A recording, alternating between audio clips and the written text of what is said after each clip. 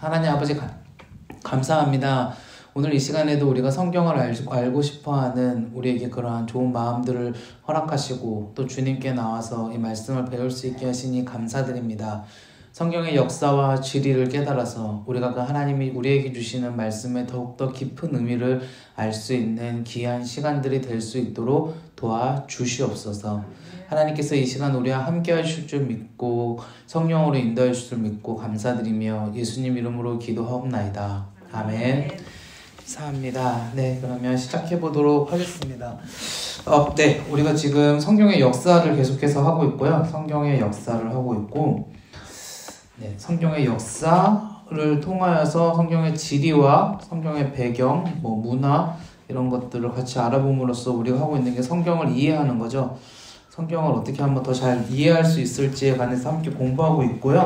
그동안 우리가 해봤던 것들을 좀 약간 정리를 하고 오늘 이 지리를 했으면 좋겠습니다. 그동안 해왔던 것들을 우리가 역사적인 그 순서로, 성경의 역사적 순서로 우리가 시간 배열로, 시대로 구분을 해서 좀 나눠봤었잖아요. 첫 번째 시대부터. 첫 번째 시대는 성경에서 제일 먼저 나오는 시대는 이제 잘 아시죠? 창조시대였죠. 창조시대. 하나님께서 이 세상을 어떻게 만드셨는지 창조에 관한 이야기가 나왔었고, 이 창조에 관한 이야기 다음에 모든 것의 시작이었습니다. 이것이 모든 것의 시작. 모든 것의 시작이었죠. 그래서 창조시대 오늘은 조금 더 깊이 있게 지난번처럼 막 넘어가지 않고 좀 복습을 해보려고 해요. 창세기 1장부터 11장까지 나오는 내용이었는데 하나님이 세상을 만드신 창조에 관련된 것, 그 다음에 또 하나가 나오는 게 뭐였냐면 죄가 어떻게 시작되었는지에 관련된 내용도 있었고요.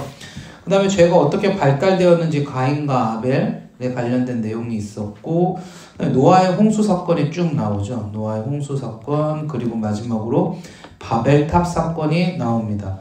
바벨탑 사건까지. 그런데 하나님께서 이제 이 바벨탑 사건까지 경험한 후에 더 이상은 안 되겠다. 하나님 나라가 어떤 곳인가를 보여줘야겠다라고 하면서 한 사람을 선택하시죠. 그 사람이 누구였습니까? 네, 아브라함이라는 사람을 선택하시면서 창세기 12장부터는 창조시대에서 시대가 넘어가게 되는데 이 아브라함부터 시작하는 족장시대로 넘어가게 되었다는 거죠. 족장시대. 그래서 아브라함으로 시작해서 총 4명의 족장이 등장을 하죠. 그 4명의 족장은 아브라함의 아들이었던 이삭의 아들이었던 야곱과, 이제 야곱의 아들이 몇 명이었습니까? 총 12명이었고요. 그 12명, 이제 마지막 그 족장시대 대표적인 인물하면 요셉이라고 할 수 있었겠죠. 그리고 이 야곱이 이름이 야곱에서 이스라엘로 바뀌게 되고 이 12명이 나중에 12지파를 형성하게 되는, 그래서 이스라엘의 본격적인 시작, 이 이스라엘의 시작에 대해서 우리가 분명히 알아야 돼요.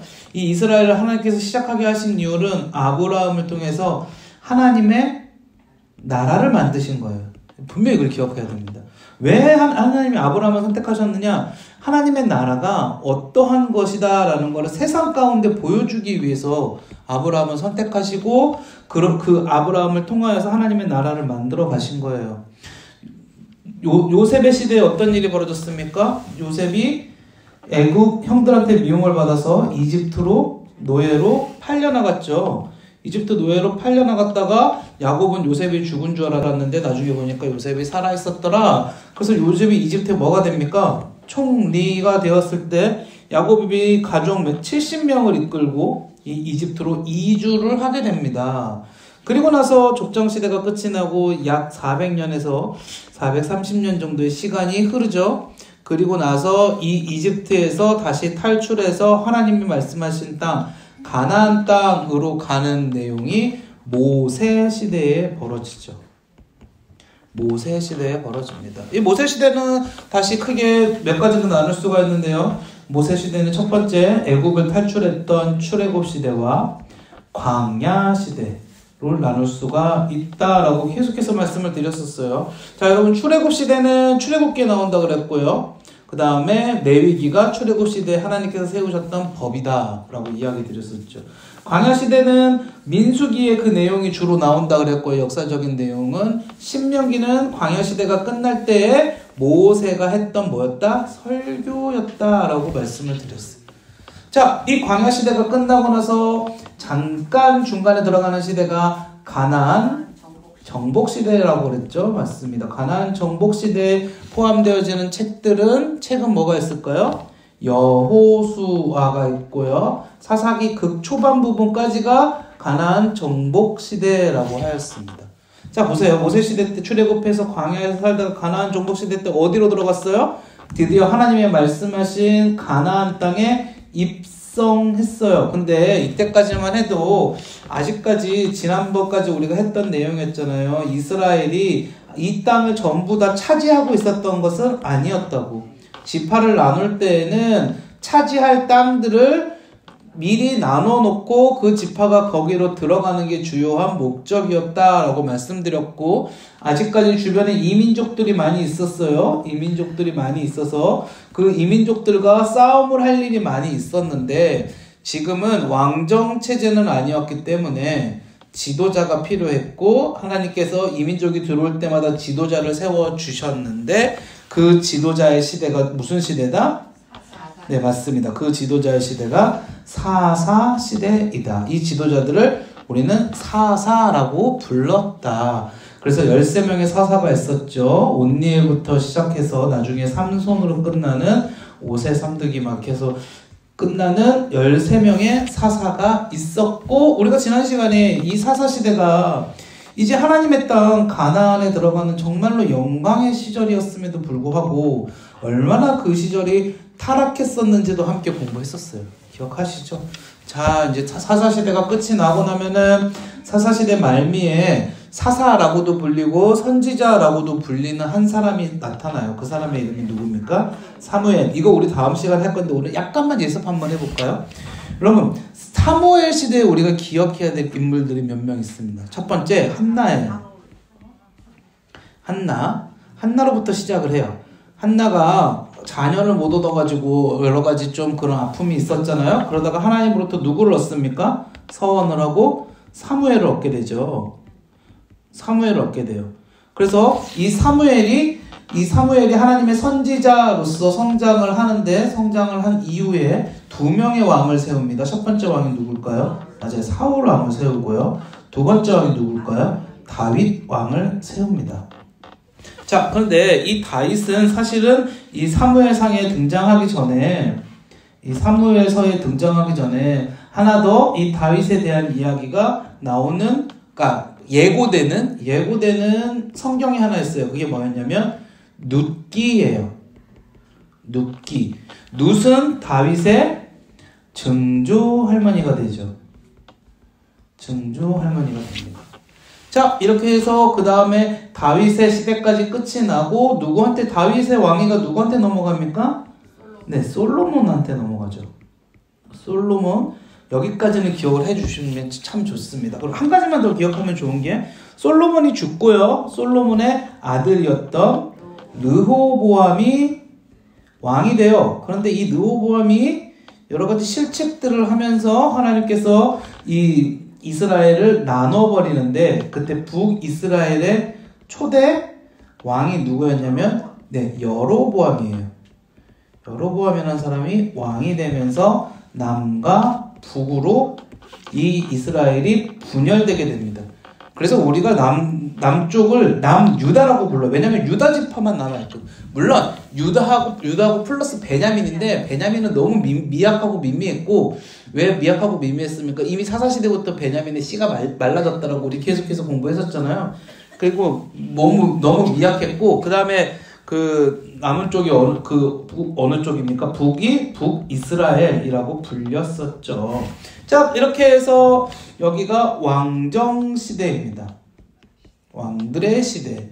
자, 사무엘은 왕을 세운 사람이었죠. 사무엘. 그래서 상하는 왕정 시대에 대한 이야기입니다. 삼상삼하는 왕정 시대에 대한 이야기고, 그 다음에 열왕기 왕상 왕하도 왕정 시대에 관한 이야기입니다. 역대기 역대 왕들의 이야기, 역대상 역대하도 왕들에 관한 이야기입니다. 그래서 이게 다 모두 어디에 포함되어 있다? 왕정시대에 포함되어져 있다. 근데 왕하고 역대 같은 경우에는 왕정시대 말미에 시작된 포로 시대도 같이 포함되어져 있어요.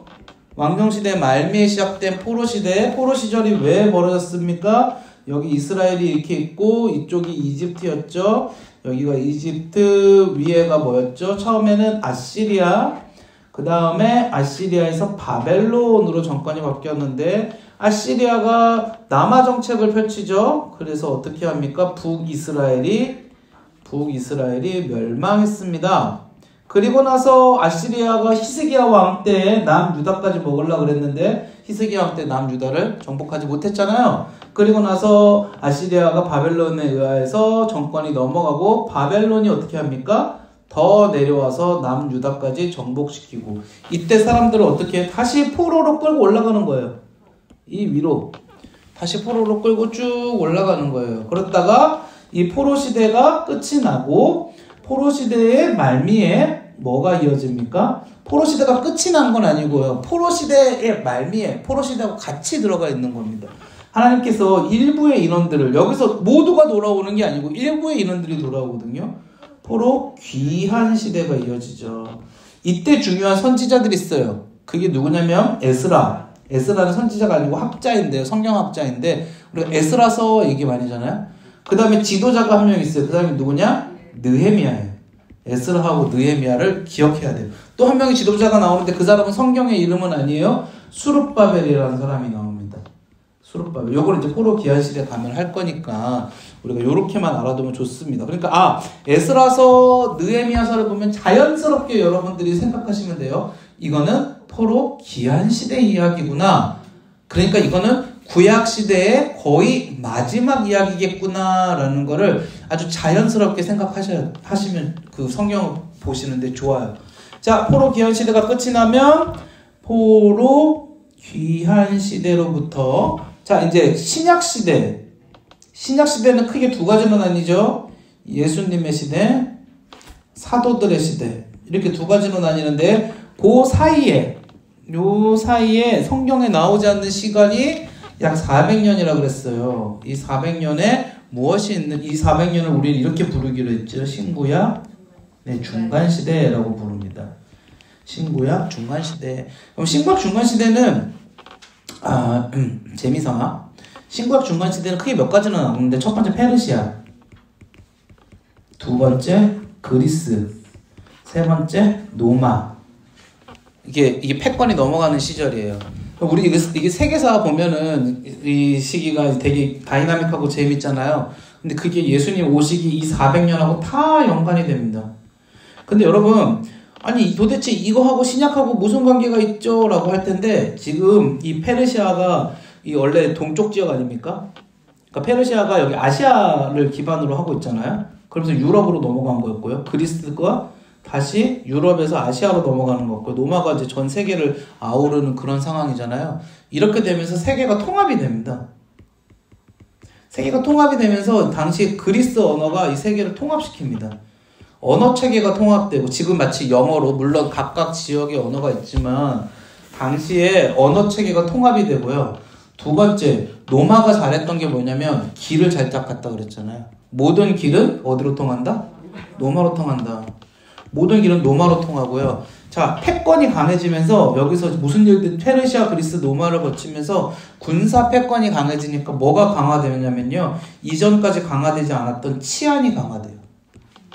그 다음에 네 번째, 교통이 발달해요. 와, 지금 무슨 얘기를 하고 싶으신 거예요? 자, 보세요.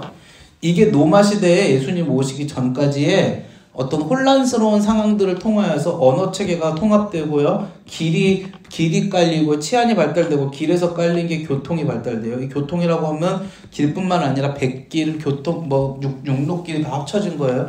여러분 이걸 통해서 예수님이 오시고 사도들이 뭐 했죠? 땅끝까지 이르러서 복음을 전파할 때 여러분 이 복음을 전파할 수 있는 모든 체계가 이미 여기서 쌓여 있었던 겁니다. 복음 전파할 때 언어가 통일되어 있으니까 그 통일된 언어로 글을 써서 퍼뜨리면 얼마나 빠르겠어요. 여러분 그 세계 역사상 유례가 없이 이 기독교가 퍼져나갔잖아요. 하나님이 이미 다 준비를 하고 계신 거죠. 길들을 통해서 나간 거고 교통을 통해서 나간 거고. 여러분 치안이 발달되지 않으면 여행 다니겠습니까? 우리 지금도 막 어느 나라 가면은 안 된다 그러고 나라에서 못 가게 하는 나라들 많잖아요. 치안이 위험한 나라들은. 그러니까 하나님이 이미 예수님 오시기 전에 이러한 것들을 다 준비시켜 놨었다라는 겁니다. 그래서 예수님 시대를 거치고 나서 여러분 예수님의 생애에 있어서 중요한 거, 이걸 키워드로 보면 예수님의 생애에 있어서 중요한 사건은요. 일단 첫 번째 출생. 예수님의 생애 출생, 사역. 예수님의 사역은 3년입니다.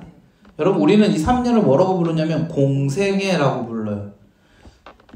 공생애, 공적인 생활을 사셨다. 자, 그 다음에 사역. 그 다음에가 뭘까요? 고난. 그 다음에 죽음, 그리고 부활, 마지막 하나가 뭘까요? 네, 승천까지. 부활, 승천까지. 이 예수님의 그 삶을, 예수님의 생애를 키워드로 보면 총 6가지. 하나, 둘, 셋, 넷, 다섯, 여섯. 출생, 사역, 고난, 죽음, 부활, 승천. 이렇게까지 꼭 보셔야 되고요. 그 다음에 예수님이 승천하신 이후에 누가 움직였죠? 자, 사도들이 세계 곳곳으로 나가서 복음을 전파하고, 사도들이 했던 일은 복음 전파와 동시에 교회를 세운 거예요. 교회 설립. 이게 중요합니다. 교회 설립. 그리고 나서 사도들까지 죽고 나서 이제 시간이 흘러서 이거를 우리가 교회사라고 부르기로 했어요.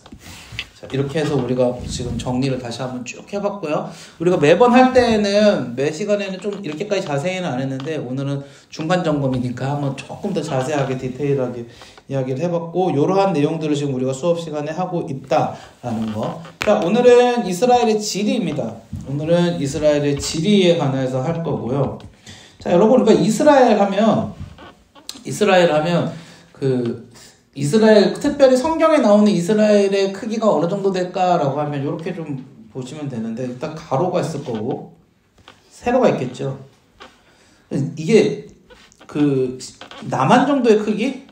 남한보다 조금 작은? 그러니까 우리나라 이렇게 이제 북한하고 남한하고 합쳐갖고 대한민국이잖아요. 물론 북한은 그걸 인정하지 않지만. 근데 어쨌든 간에 우리가 이 북한 빼고 남한 정도의 크기. 그러니까 크지 않은 땅이에요. 크지 않은 땅이고요. 그러니까 이게 지금 그 위아래로는 약 130에서 160km라고 하고요. 그 다음에 아니다. 그 양 옆으로, 제가 지금 조금 헷갈렸어요. 양 옆으로가 가로가 130에서 약 160km, 세로가 약 400km. 그러니까 남한하고 비슷하죠? 서울에서 부산까지 가면은 400km 안 나오지 않나요? 저 요즘 안 가봤고 잘 모르겠네. 네, 400km. 약간 대각선이긴 한데 400km 조금 더 나오나? 네, 남한보다는 약간 클 수도 있겠네요. 이렇게 따지자면은. 네. 근데 어쨌든 비슷한 크기다. 왜냐면 우리는 또 이 동서는 얘네보다 훨씬 또 기니까는 어쨌든 크기적으로는 좀 굉장히 좀 비슷한 크기다라는 걸 우리가 일단 크기적으로는 그렇구나라는 걸 인식하면 좋죠. 그런데 사실 우리나라는 뭐 강원도가 뭐 강원도 지역의 날씨가 어떻고 뭐 여기 뭐 경상도 지역의 날씨가 어떻고 전라도 지역의 날씨가 어떻고 뭐 조금씩 다르긴 하지만 사실은 큰 차이는 없는 날씨잖아요. 강원도가 조금 더 추워봤자 뭐 밑에 지방보다 한 뭐 3, 4도 춥고 막 이러는 날씨겠죠. 근데 이스라엘은 기후대가 상당히 다릅니다. 이스라엘은 정말 신기한 기후대를 가지고 있어서요. 굉장히 넓은 평야 지역도 있고, 또 한 가지 굉장히 비가 많이 내는 지역도 있고, 또 사막같이 건조한 지역도 있고, 이런 지역이 이스라엘이라는 거예요. 이 이스라엘을 우리가 좀 기억을 할 때에는 총 4가지로 나누어서 좀 우리가 알아야 되거든요. 자, 첫 번째는요. 자, 이스라엘은 첫 번째 서부 해안. 여기는 평야 지역이에요. 서부 해안, 평야. 두 번째 서부 산악.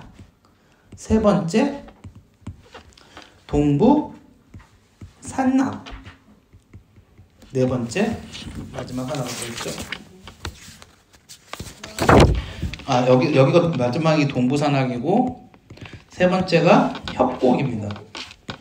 중앙대협곡. 그래서 자, 이스라엘의 지도를 보면요. 위에가 여기 이제 갈릴리, 그리고 요렇게가 요단강, 요렇게가 사해라고 이제 제가 요즘 맨날 그릴 때 이렇게 그리잖아요. 그리고 이스라엘이 이렇게 있고 밑에가 이렇게 되는데 여기가 이제 지중해예요. 지중해. 그럼 여기가 이집트가 되겠죠. 자, 보시면 이렇게 보시면 그러면 이쪽이 어디겠습니까? 몇 번 했었는데 유럽이 될 거고요. 이집트가 시작되는 이쪽이 아프리카가 되죠. 그리고 이제 여기가 아시아의 사실상 시작인데 이스라엘이요. 자, 이렇게 봤을 때 그 서부 해안 평야라고 하면 이 지중해가 해안이잖아요. 이 지중해 해안을 끼고 있는 이쪽이 평야 지역입니다.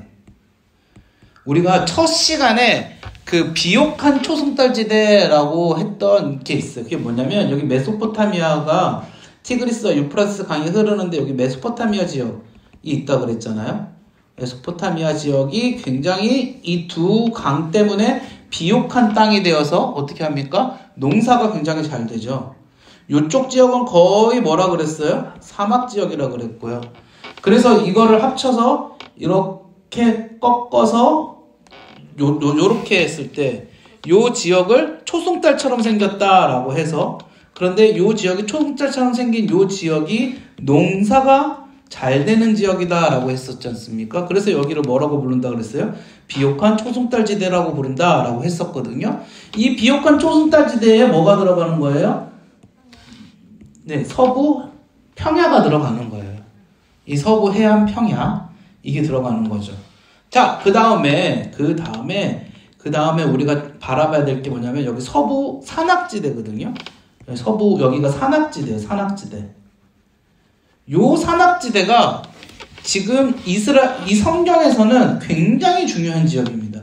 성경에서 중요한 지역이에요. 왜냐하면 이 산악지대가 뭐를 포함하고 있느냐? 헤브론, 예루살렘, 베델, 뭐 등등등등을 이렇게 다 포함하고 있어요. 그냥 듣기만 해도 이거 중요한 지역이다라는 게 느낌이 확 오시지 않아요? 헤브론, 예루살렘, 뭐 베델, 뭐 이런 것들이 지금 성경 속에서 계속 등장하는 지역들이잖아요. 그 지역들이 어디였다? 이 서부 산악지대에 다 몰려있다. 그러니까 쉽게 이렇게 생각하면 됩니다. 이스라엘은 성경 속의 이스라엘은 산악지대를 끼고 있는 것이다. 우리가 좀 이렇게 이해하면서 바라봐야 돼요. 산악지대를 끼고 있다. 그런데 싸움은 어디서 많이 나느냐? 여기서도 싸움 많이 나지만 성경 속에서 싸움이 많이 나는 거 대부분 어디서 많이 나냐면 여기서 많이 나요. 여기가 아까 뭐라고 말씀드렸죠? 평야 지역이잖아요. 그러니까 이민족들도 이쪽에 관심이 있는 거고 여기서 싸움이 날 수밖에 없는 구조였던 거예요. 이제 그 얘기도 해볼게요. 자, 그 다음에가 중앙대협곡입니다. 지금 여기가 뭐라 그랬어요 방금?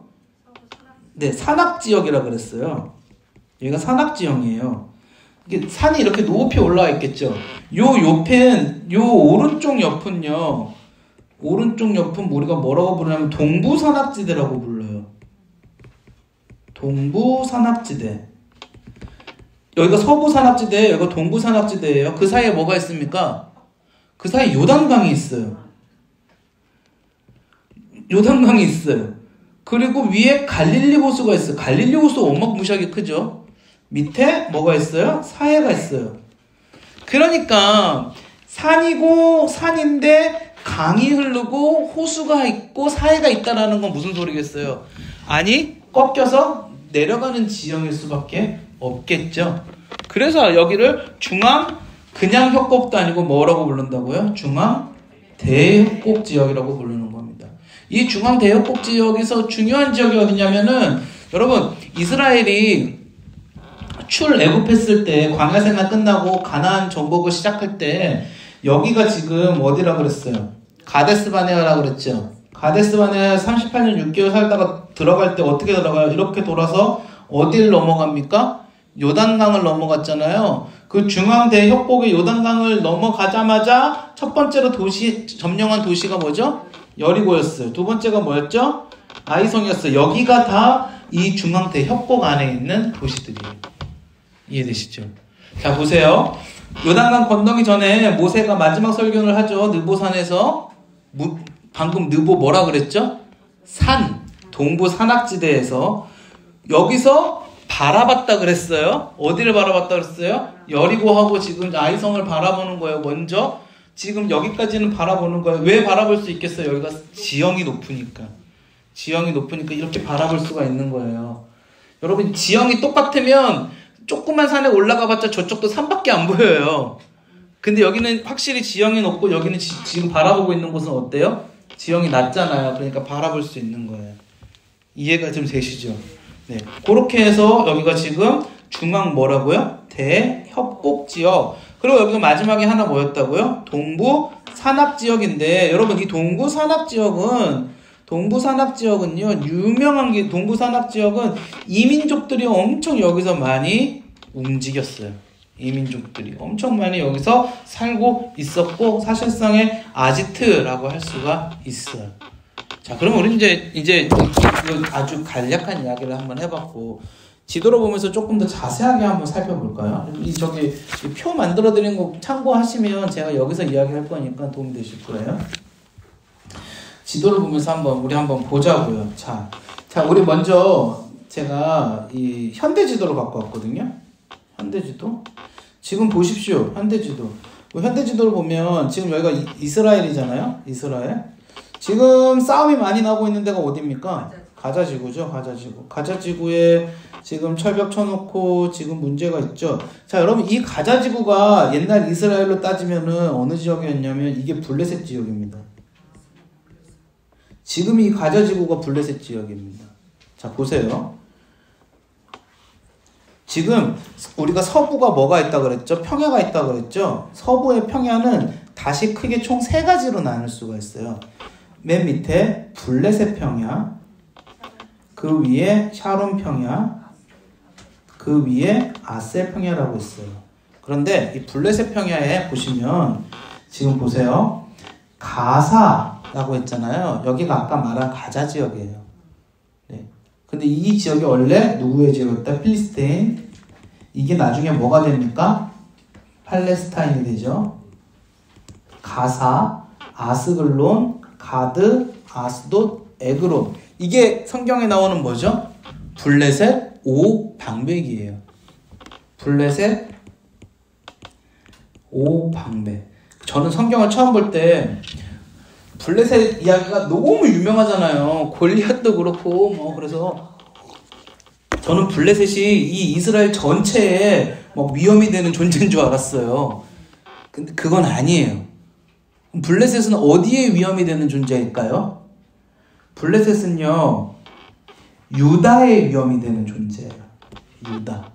왜냐면 보세요. 여러분, 지파를 나누었을 때 여기가 지금 유다의 지파잖아요. 그쵸? 블레셋 평야가 어디 있어요?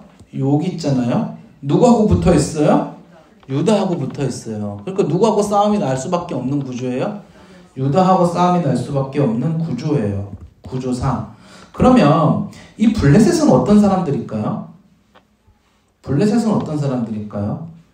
여러분, 이 블레셋은 지금 여기가 어디예요? 해안 지역이라고 그랬죠? 여기가 다 해안 지역이에요. 해안 지역 사람들의 특징은 뭘까요? 해안 지역 사람들의 특징. 네, 그렇죠. 진취적이에요. 그래서 무역을 많이 해요. 무역을 많이 하면 돈을 많이 벌어요. 사람이 돈을 많이 벌면 타락하는 게 높아져요. 그래서 두로하고 시돈은 어디 있냐면 성경에서 그 유명한 두로하고 시돈은 야곱 평야 쪽에 이 위에 있어요. 여기가 두로 시돈. 다 해안가예요. 해안가 여러분. 해안가.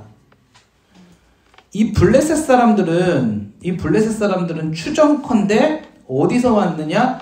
그리스의 에게해나 우리 유명한 크레타 문명, 미케네 문명이라고 들어보셨어요? 그리스? 뭐 젊은 남녀 아이들을 그 이렇게 황소의 미로 궁전에다가 가둬놓고 뭐 나중에 뭐 거기 탈출해 나오고 뭐 그 신화 속에 그 인물이 누가 뭐 거기까지 네 아무튼 그 문명 크레테 문명에서 넘어왔을 거라고 거의 추측을 하는데 이 사람들이 누구냐? 페니키아인입니다. 페니키아인은 우리가 역사적으로 봤을 때 알파벳을 만든 사람들이라고 알고 있죠. 그러니까 이제 제가 하고 싶은 말이 무슨 말이냐면 우리는 성경에서 블레셋을 보면서 오해를 하는 게 있는데 되게 무식한 민족 같고 골리앗 보면서 힘만 센 민족 같고 엄청 싸움 잘하는 민족 같고 등치만 크고 근데 등치 큰 건 맞았을 거래요. 그 해안가 사람들이 여러분 그거 아시죠? 해안가 사람들이 육지 사람들보다 조금 더 덩치가 좀 더 많이 커요. 뭐 여러 가지 이유가 있다던데 해안가에는 좀 거칠게 그런 어떤 배 타고나 또 그 먹는 섭취하는 해양 생물들이 좀 사람을 크게 만드는 덩치는 컸을 거라고 하는데 머리가 나빴을 거냐 그건 아니라고 많이 추측을 하더라고요. 그리고 성경에도 우리가 잘 보면요 블레셋 사람들이 굉장히 뭐 하냐면 교활한 면들이 많이 나옵니다. 그리고 블레셋이 섬겼던 나중에 삼손이 그 왜 넘어뜨렸던 그 신상이 뭔지 아세요? 다곤신이었죠. 네, 기억나시죠? 다곤신상을 넘어뜨리잖아요. 이 다곤신상은요 반인반어거든요. 반은 물고기고 반은 사람이에요. 반은 사람이고 반은 물고기예요. 반인반어. 그러니까 이 자연스럽게 연결이 되시죠? 예, 바다의 해양 민족이기 때문에 그러는 거예요. 블레셋은 해양 민족. 그러니까 어느 순간인지 모르겠지만 얘네들이 일로 어떻게 했다? 넘어왔다. 그래서 블레셋 평야에 자리를 잡기 시작하니까 자연스럽게 유다하고 뭐가 났어요? 전투가 벌어졌는데 여러분 이 블레셋이 준동했던 기간은 굉장히 길지 않아요. 성경 속에서는 짧습니다. 근데 너무 강렬한 인상을 성경 속에서 좀 맺어졌죠. 그래서 블레셋의 시간은 언제 끝나느냐? 삼손 때 거의 많이 이제 쭉 올라와서요. 불과 오래 가지 않아요. 사울하고 굉장히 많이 싸우고요. 다윗 시대에 거의 전멸시킵니다. 그러나 완전 전멸이 아니라 어떻게 했어요? 남아 있어가지고 지금까지도 오고 있다. 그러니까 팔레스타인은 이거는 어떻게 그렇게 이야기하기는 좀 어려운 부분이 있다고 하는데 저도 뭐 제가 역사학자는 아니기 때문에 잘 모르는 부분이기도 한데 뭐 블레셋의 후손이다라고는 이야기를 하죠. 팔레스타인 블레셋 하면 이게 비슷한 어원이거든요.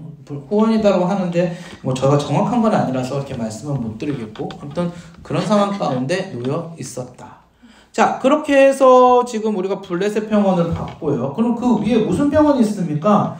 샤론 평원이라고 있어요. 그 위에 샤론 평원. 자, 여러분, 근데 이거 샤론 평원은요, 어디하고 그 연결을 해야 되냐면, 이 산악지대하고 연결을 해야 돼요.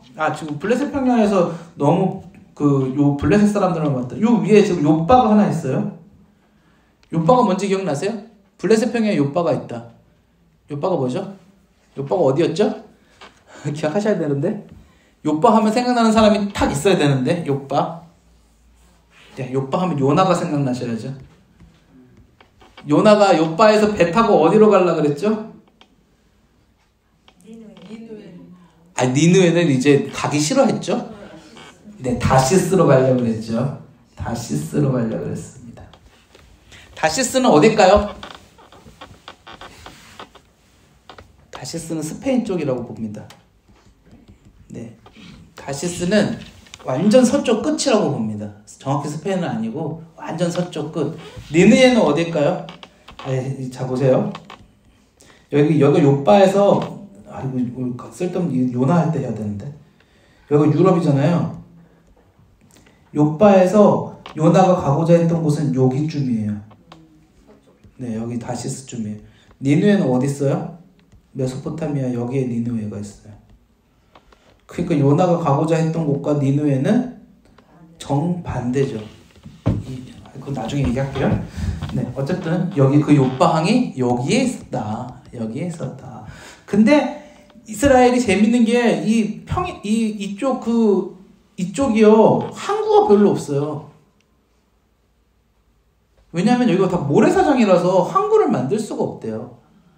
그래서 여기 요바하고요 원래 그리고 이 위에 계속 다 항구가 없어요. 그러다가 어디에서 항구가 생기냐면 여기 두로에서 항구가 생기는 거예요. 네. 그럼 어떤 사람들은 이렇게 이야기해요. 그럼 가이사랴는 뭐냐? 가이사랴는 항구가 아니냐? 여러분 헤롯 대왕 때 헤롯이 만든 항구가 가이사랴입니다. 근데 이게 굉장히 난 건축물이었대요. 되게 어려운 건축이었대요. 네, 나중에 신약시대에.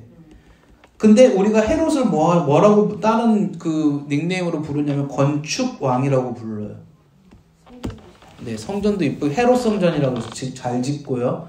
헤롯은 분명히 악한 왕이었지만 사람들한테 인기를 얻으려고 노마의 신임을 얻으려고 건축을 엄청 잘했는데 그 중에 하나가 뭐였다? 가이사랴였다. 그런데 성경에서 그 신약시대 이후에 보면 그 가이사랴를 통하여서 하나님의 복음이 나가기 시작해요. 엄청나게 놀라운 역사죠. 그렇게 악한 목적으로 좋지 않은, 완전히 악이라기보다 좋지 않은 목적으로 만들었던 그것을 통해서 나간다라는 거예요. 자, 그래서 이게 샤론 평야입니다. 샤론 평야에 가이사라가 있죠. 그 위에 샤론 평야 끝에 위쪽에 뭐가 있어요? 무깃도라고 있죠. 무깃도가 뭔지 아세요? 여기서 사울이 죽었어요. 사울이 이 블레셋하고 싸운 사람들이거든요. 이 나중에 여기 위에 올라갔다가 다시 여기 내려오면서 죽는 건데 나중에 그건 사울 편에서 설명드릴게요. 그리고 요한계시록에 보면은 이 무깃도가 나와요. 나중에. 근데 그것도 이제 조금 후반에 가서 너무 다 하려고 그러면 시간이 안 되니까. 네, 그리고 나서 여기가 지금 샤론 평야고요. 마지막으로 하나 더 서부 평야가 있다 그랬죠. 그게 뭡니까? 네, 아셀 평야입니다. 아셀 평야. 여기 아셀 지파가 있어서 아셀 평야라고 부릅니다. 자, 이렇게 해서 서부에 우리 3평야를 한번 좀 맞춰봤고요. 왜 여기 지금 위에는 별로 안 해요? 나중에 두루하고 시온 이야기할 때 사실 여기는 북쪽 지파는 성경에 그렇게 많이 나오지는 않고요. 두루하고 시돈이 많이 나오죠. 근데 두루하고 시돈도 특별한 사건은 몇 가지 안 나오고 아합 왕 때 이제 몇 가지 나오긴 하는데 그거 외에는 사실은 이제 우리가 어떤 좀 상징적으로 많이 보는 곳이죠. 네. 자, 그 다음에 중요한 곳을 해야 됩니다. 이게 뭐라고 했죠? 서부 무슨 지대? 네, 서부 산악지대. 여기는 다 뭐다? 산악이다, 산악. 여러분 그거 아시죠?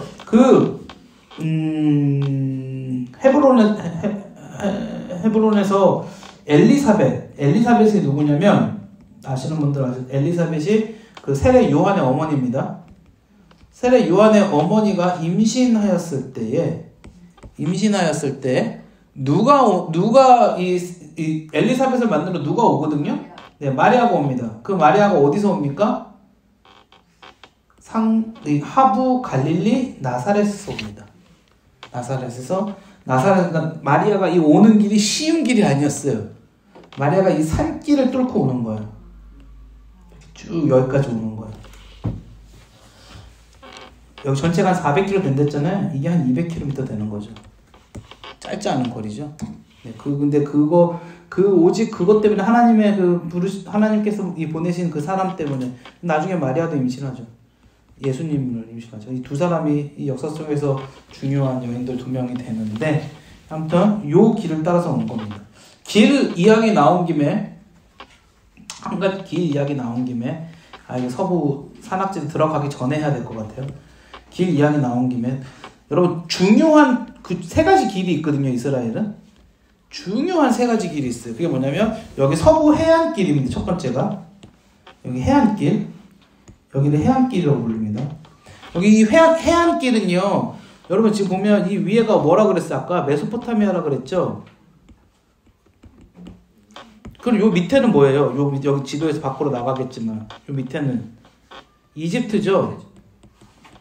이집트하고 메소포타미아 지역을 쭉 잇는 길이 요렇게 비옥한 초승달 지대로 이어지는 이 길이 해안길이에요. 그런데 이 해안은 아까 뭐가 발달된다고 그랬어요? 무역이 발달되고 사람들이 그러다 보면 지식도 높아지고 정보가 교류되고 하니까 이게는 엄청나게 지금으로 따지면 우리 저기에 실크로드 같은 그런 길이었다 할 수 있겠죠.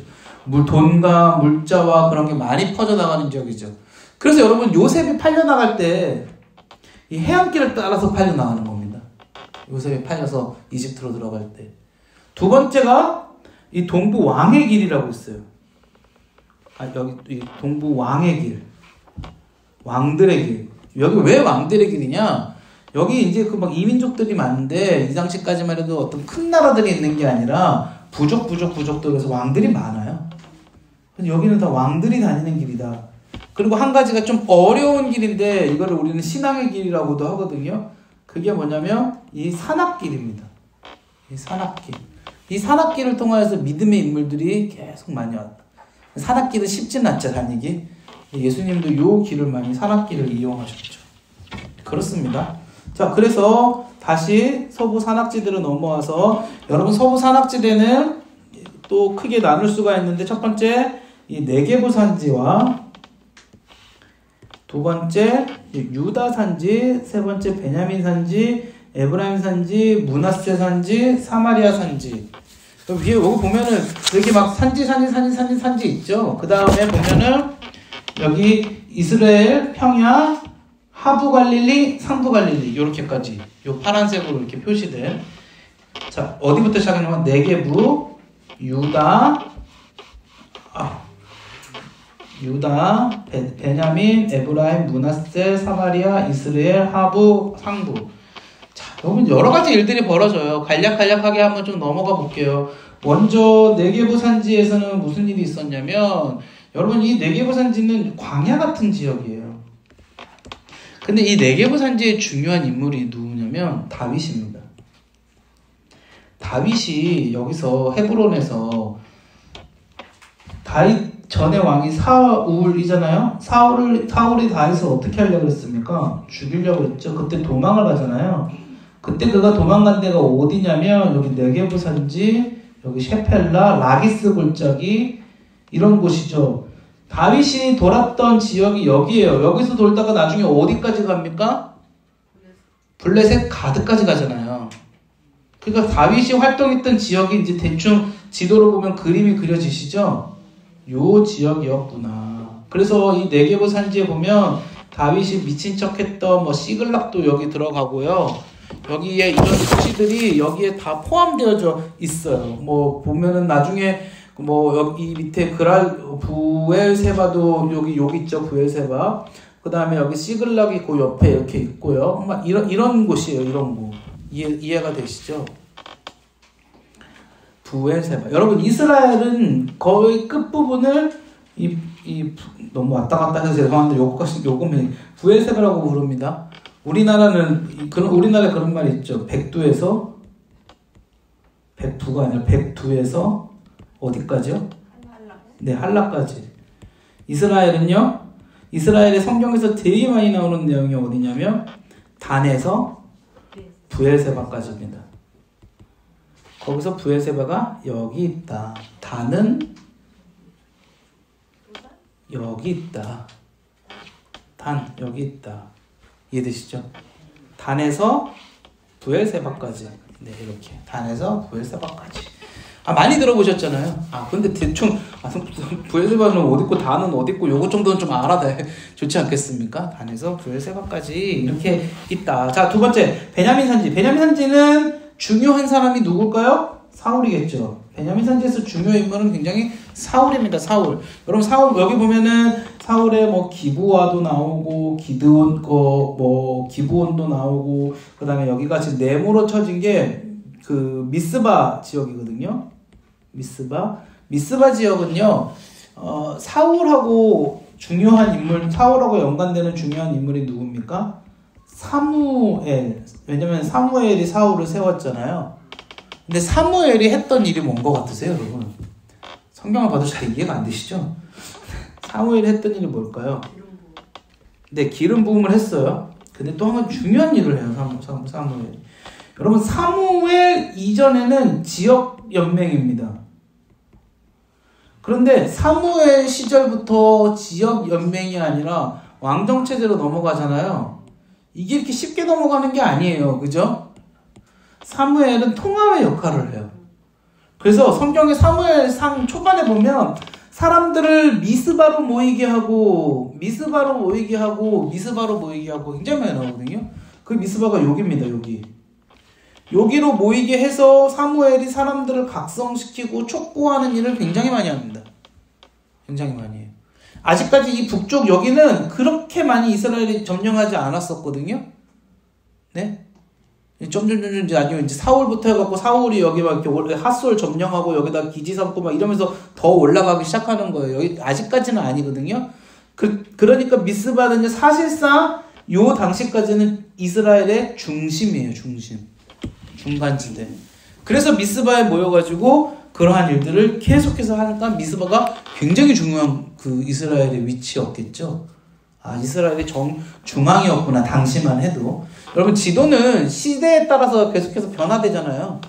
우리나라 지도도 시대에 따라서 계속 변화되지 않습니까? 그런 것처럼 그런 걸 우리가 조금 알고서 넘어가면 좋겠습니다. 네, 그렇습니다. 여기 보면 이 서부 산악지대에 지금 이 유다 산지하고 이 베냐민 산지에 굉장히 중요한 게 다 포함되어 있어요. 헤브론, 베들레헴, 예루살렘, 뭐 베델 이렇게 쭉 있죠. 그리고 아직 성전이 짓기 전에 하나님의 그 언약궤가 어디에 있었다 그럽니까? 블레셋에게 뺏기기 전까지 실로. 여기 보면 실로가 있죠. 실로에 있었다라고 합니다. 실로에서 누구한테 뺏겼어요? 언약궤를? 블레셋한테 뺏겼었죠. 실로에서 블레셋한테 이렇게 뺏겼다가 나중에 다시 돌아올 때 이렇게 돌아옵니다, 여러분. 그리고 나중에 예루살렘에 성전을 짓고 여기에 이렇게 들어가는 거예요. 이해되시죠? 이렇게 한 바퀴 돌아서 다시 돌아가요. 자, 그 다음에 여기를 잘라야 돼요. 여기를 잘라서 여기서부터는 에브라임 산지가 시작되거든요.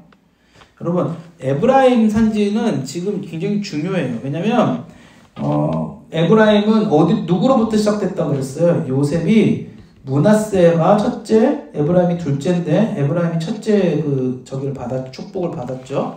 그래서 이 에브라임 산지는 에브라임은 자연스럽게 누구랑 굉장히 큰 다툼이라기보다는 견제 세력이 되냐면 유다, 요 바로 아래에 있는 유다하고 견제 세력이 되고, 베냐민은 사실상 유다하고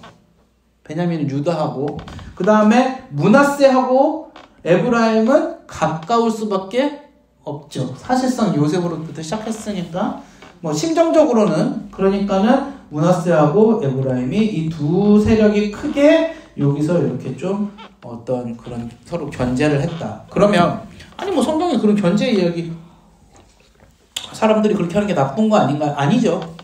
여러분, 사람은 죄인이기 때문에 적절한 견제를 통하여서 하나님께서 이루어가신 것들이 많습니다. 어떤 사람은 그렇게 해요. 천주교가 더 좋은 거 아닌가요? 기독교보다? 거기는 분열되지 않고 하나로 쭉 가는데, 여러분, 그래서 더 지저분한 게 많은 걸 수도 있습니다. 그런 얘기는 나중에. 네. 그래서 여기 이제 끝나고 이제 올라가면은 여기 잠깐 평화가 나와요. 잠깐 조그만 평화가 나오고, 그 다음에 이제 예수님이 태어나신 지역으로 그 유명했던 지역이 나오죠. 하부 갈릴리, 상부 갈릴리. 여러분, 이 갈릴리에 대한 이야기는 나중에 좀 더 자세하게 하고요. 우리가 중요한 두 지역만 하나 보자고요. 상하부 갈릴리에 뭐가 있습니까? 하부 갈릴리에 뭐가 있습니까?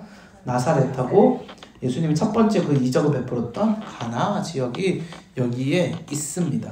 자, 그리고 이 중앙대역복은 아까 제가 다 설명드렸었어요. 자, 설명드렸는데 지도로 한번 보고 넘어가면, 좀 지울게요, 이제. 지도로 한번 보고 넘어가면, 아까 여기는 간단하니까 여기 여리고가 있고, 그 밑에 이제 뭐가 있습니까? 아이가 당연히 있겠죠. 그리고 위로 쭉 올라가면 여기 하솔이라고 있거든요. 이 하솔 지역도 중요해요. 왜냐하면 여호수아가 이 하솔 지역까지 올라가고요. 나중에 여기에 솔로몬이 어떤 방어성을 만듭니다. 그러니까 솔로몬 때부터 거의 이제 정식으로 이제 이 지역이 이스라엘의 경계가 이렇게 되는 그런 느낌이 좀 있어요. 그 전까지 이스라엘 땅이 아니었다, 이건 아니지만 그런 느낌이 좀 있습니다. 자, 그리고 동부 산악지대로 넘어가면 우리가 많이 봤던 그 유명한 많이 들었던 길르앗 나못이라던가 가이사라 빌립보라던가 뭐 헤르몬산 뭐 이런 데들이 다 어디에 있다? 이 동부 산악 지역에 있는데, 사실 우리가 출애굽기 하면서도 한번 말씀드렸지만 하나님이 이스라엘한테 원래 명하셨던 땅은 이 요단강 건너 왼편이었다. 그렇기 때문에 이 오른편은 아직도 이민족의 세력이 강하다. 여기 보면 암몬도 있고 모압도 있고 에돔도 있어요. 그렇죠? 그리고 지금도 보면 이스라엘의 지금 현재 지도를 보시면 어떻게 되어 있습니까? 요게 지금 갈릴리잖아요. 요게 그럼 뭐겠습니까? 요단강이죠. 그리고 이게 뭡니까? 지금 사해잖아요. 근데 요 옆에는 지금 누가 차지하고 있어요? 요르단. 위에는 뭐 바란 고원, 여기는 레바논. 이게 차지하고 있죠. 그러니까 지금도 요 옆은 사실상 이스라엘이 그다지 관심을 두지 않고 요르단하고는 싸우지 않고 있죠. 요르단하고 싸우는데, 네, 그렇게까지 이스라엘이 들어가서 요즘은 이란하고 싸우는 것 같은데, 네, 요즘 이란하고 붙던데, 그렇습니다. 요 옆에 지도 한번 보시겠어요? 여기 에돔, 세일, 모압, 암몬, 길르압, 바산골란 뭐 이렇게 갖고 이쪽에 지금 다 여기 강이 흐르죠. 요단강 여기 여기 갈릴리로부터 여기 강이 쭉 흐르고 여기 유다가 있죠. 그 다음에 이 동쪽에는 보면요, 여기 왼쪽에는 이게 다 산지잖아요. 산지에는 강이 없어요. 그쵸? 근데 왼쪽에는 강이 있어요. 야르묵강, 요렇게 흐르는 가로로. 야복강, 요렇게 흐르는 거예요. 아르논강, 요렇게. 세렉강, 요렇게. 그러니까 우리가 그 유명한 야복강, 그 하란에서 야곱이 이렇게 내려오는 거거든요. 야복강을 이렇게 건너서 이렇게 들어가는 거예요. 이렇게 들어가는 거예요. 야복강을 이렇게 건너고 이렇게 들어가는 거예요. 그때 야복강 전에서 저기가 야곱이 하나님과 뭐 했습니까? 씨름했죠. 네. 그래서 야복강입니다. 그래서 저는 처음에 저도 잘 지도를 보면서 보지 않으면은 요단강까지는 알겠는데 야복강은 또 뭐야? 야복강은 이 남북을 가르고 있어요. 남북을 가르고 있어요. 그러니까는 하람이라는 윗땅에서 내려왔던 야곱이 이 강을 건널 수밖에 없게 되는 거예요. 이해되시죠? 네네네. 이런 그런 어떤 우리가 상황을 좀 이해를 하면서 보면은 성경이 조금 더 눈에 더 잘 보이실 수가 있죠. 그렇습니다. 그렇게 해서 지금 동쪽 지역을 보시면 뭐 보면은 유명한 곳 많아요. 방금 우리가 이야기했던 그런 곳들, 이를테면은 야곱과 관련된 곳들, 여기 보면은 야곱과 관련된 여기 야복강 지역에 보면 분이에요. 하나님의 얼굴을 보았다. 마하나임 뭐 이런 것들 다 야곱과 관련이 있는 곳이죠. 야곱이 하나님의 사자를 만났다, 뭐 사다리가 왔다 갔다 했다, 뭐 이런 게 다 마하나임, 분이엘 이런 곳이잖아요. 원래 야곱이 어디에서 이 헤브론에서 출발했잖아요. 그랬다가 처음에 어디서 잠을 잡니까? 여기 베델에서 잠을 자잖아요. 여기가 베델이에요, 여러분. 이렇게 잠을 잤다가 요렇게 넘어갔다가 여기서 분이엘에서 다시 위로 쭉 올라가는 게 하란이죠. 다시 하란에서 돌아올 때는 반대로 요렇게 내려와서 요렇게 들어가는 거 똑같은 거예요. 이해되시죠? 그러니까 야곱이 처음에 그 형 피해서 엄청 도망갔잖아요. 하룻밤에. 여러분 헤브론하고 베델, 에이 거리 가깝네. 에이, 산을 뛰어 도망간 겁니다. 죽을 둥 살둥 간 거예요. 죽을 둥 살둥. 그러니까 그렇게 피곤해서 막 도망치는 와중에도 쓰러져가지고 지쳐서 잠들었다고 하는 게 다 그런 이유입니다. 네, 그렇습니다. 이렇게 해서 전반적인 이 지리를 조금 보았고요.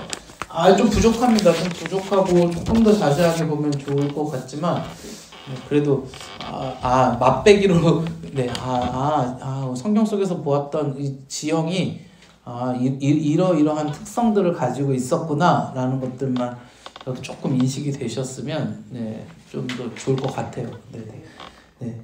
제가 지리를 저는 학교 다닐 때 맨날 우리 지리 선생님은 맨날 뭘 그렇게 외우라 그러는지, 뭔 소린지도 모르겠는데 맨날 뭘 그렇게 외우라 그러시는지, 뭘 외우다가 뭐 특산품 외우고 맨날 그랬었는데, 그래서 제가 지리를 잘 못해가지고 설명을 잘 했는지는 모르겠습니다만, 어쨌든 이스라엘 지리에 관해서 오늘은 한번 보았습니다. 왼쪽에 있는 사진 이거 하나 안 봤네. 요것만 하나 볼까? 이거는 뭐냐면요. 저기에는 안 드렸는데 나중에 제가 넣어드릴게요. 그 종이에 지금 나눠드린 프린터문에는 요 지도는 없을 텐데 이건 예수님 시대의 길이에요. 예수님 시대의 길. 아까 보면 아까 그 해변길. 네, 여기가 이제 해변길 이렇게 표현한 거고요. 다 어디로 갑니까 결국? 위에 메소포타미아로 가죠. 네, 여기가 아까 그 왕의 길이라고 했잖아요. 왕의 길. 여기 서부 그 산악길은 안 나와 있죠. 이건 사실 길이라기 하기보다는 우리가 성경 속의 사람들이 많이 저기 하니까는 여기를 우리가 많이 이해하고 그러는데 사실 정식 길이라고 하기에는 그만큼 어려운 지형이었다라는 거고 진짜 많이 다녔던 길은 이 해안길하고 이 왕의 길이었다라는 거. 유대, 베레아, 데가블리, 갈릴리, 바타네아, 페니키아 헷갈리는데 이건 왜냐하면 예수님 시대의 무역로가 도시들이기 때문에 우리가 지명들이 조금 익숙치 않을 수도 있어요. 요건 나중에 그때 가갖고 예수님 시대 가가지고 하도록 하겠습니다. 네, 오늘 여기까지고요. 다음 주는 이제 초기 왕정 시대. 왕정 시대는 총 나눠서 할 겁니다. 초기 왕정 시대, 그 다음에 남북이 같이 존재했던 시대, 그 다음에 이제 나라가 멸망하는 시대 이렇게 3번에 나눠서 할 겁니다. 이렇게 나눠서 하면 거의 구약은 끝이 나고요. 그리고 이제 신구약 중간시대하고 신약으로 넘어갈 거니까 네, 그렇게 알고 계시면 감사하겠습니다. 네, 오늘은 이스라엘 지리와 전체적인 점검, 중간 정리해봤습니다. 네, 감사합니다. 오늘 기도하고 마치겠습니다. 하나님 아버지 감사합니다. 아버지 오늘은 우리가 이스라엘 지리와 전체적인 하나님 나라의 역사의 시작이었던 이스라엘의 전체의 모습과 또 성경의 전체적인 정리를 한번 해보았습니다. 우리가 그 땅에서 벌어졌던 일들, 우리하고는 멀리 떨어진 나라하고 우리하고는 별로 관련이 없어 보여도 하나님 나라의 역사가 어떠한 방법으로 어떠한 식으로 벌어졌는지를 우리가 살펴봄으로써 우리가 그것을 더 잘 이해하고 하나님의 뜻을 더 잘 받아들일 수 있는 시간이 되었기를 소망합니다. 하나님 아버지 이 시간 가운데 우리와 함께 해주심을 감사드리고 우리를 인도해 주심을 감사드리오며 모든 말씀 예수님 이름으로 기도드리옵나이다. 아멘.